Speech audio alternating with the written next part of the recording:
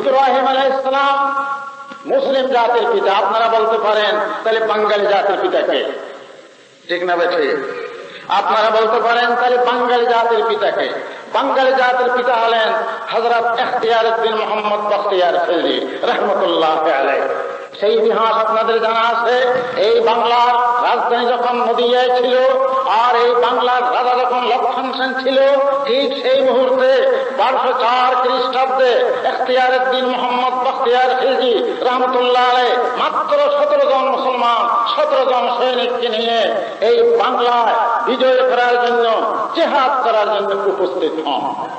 দিনের পর দিন জিহাদ করেন মাত্র 17 জন, মাত্র 17 জনকে নিয়ে জিহাদ করতে করতে শেষ পর্যন্ত রাজা লক্ষণ সেন বাধ্য হলো তার কিল্লায় ঢুকে পড়ার জন্য, মন্ত্রীরা বাধ্য হলো কিল্লায় ঢুকে পড়ার জন্য, এবং তাদের পার্টির লোকেরা বাধ্য হলো কিল্লায় ঢুকে পড়ার জন্য। এবং তারা মনে করলো আমরা কিল্লায় আশ্রয় নেবো, কিল্লার ভিতর থেকে আমরা অস্ত্র চালাবো, বখতিয়ার খিলজি আর তার সাথীরা এই দেশ থেকে পালিয়ে যাবে। In the mean time Bakhtiyar খিলজির সাথীদের কাছে অস্ত্র শস্ত্র ফুরিয়ে গেছে, গোলা বারুদ কিছু নেই। তারা বখতিয়ার খিলজিকে বললেন, হুজুর আমাদের কাছে অস্ত্র শস্ত্র আর নাই, গোলা বারুদ আমাদের কাছে নাই, তাদের কিল্লে ঘেরাও রেখে আমরা কি করতে পারি? আমরা কি এখন জিহাদ বন্ধ করবো?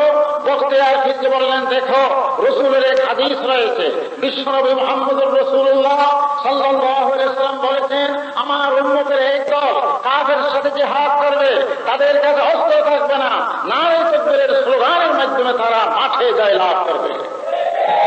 আমাদের পুটিয়া মাদ্রাসার শাইখুল হাদিস উস্তাদ আল আসাতিজা হযরত গাজী সওজুর দামাত বরকাতুহুম সেদিন সেই হাদিস বললেন। হুজুর বলতেছেন, আমার উম্মতের এক দল কাফের মুশরিকের সাথে জিহাদ করবে, অস্ত্র শস্ত্র থাকবে না, নারে তাকবীরের স্লোগানের মাধ্যমে তারা জয়লাভ করবে। আলহামদুলিল্লাহ। বখতিয়ার খিলজি তার সাথীদেরকে বললেন, তোমাদের লোহার অস্ত্র ফুরিয়ে গেছে, কলেমার অস্ত্র তোমাদের ফুরিয়ে যায় নাই। সুতরাং বখতিয়ার খিলজি তাদেরকে ফার্সি ভাষায় বললেন, বজনে বাঙ্গে আল্লাহ, লাগাও তোমরা নারে তাকবীরের স্লোগান। বজনে মানে লাগাও, বাং মানে নারা, ফার্সি শব্দ বাং মানে নারা, বাঙ্গে আল্লাহ মানে নারে তাকবীর। বাঙ্গে আল্লাহ নারে তাকবীর, বজনে বাঙ্গে আল্লাহ, তোমরা নারে তাকবীরের স্লোগান লাগাও।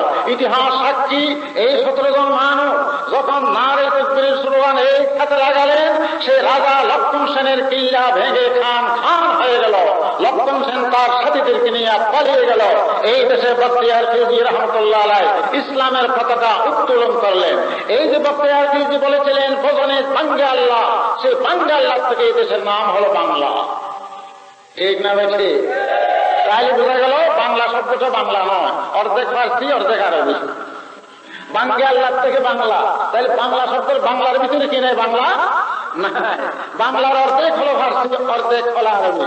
আর বাংলা শব্দের অর্থ হলো নারে তাকবীর, আর বাঙালি শব্দের অর্থ হবে যার কাছে নারে তাকবীর আছে সে হলো বাঙালি, যার কাছে নারে তাকবীর নাই সে জীবনেও বাঙালি হতে পারবে না। ঠিক না?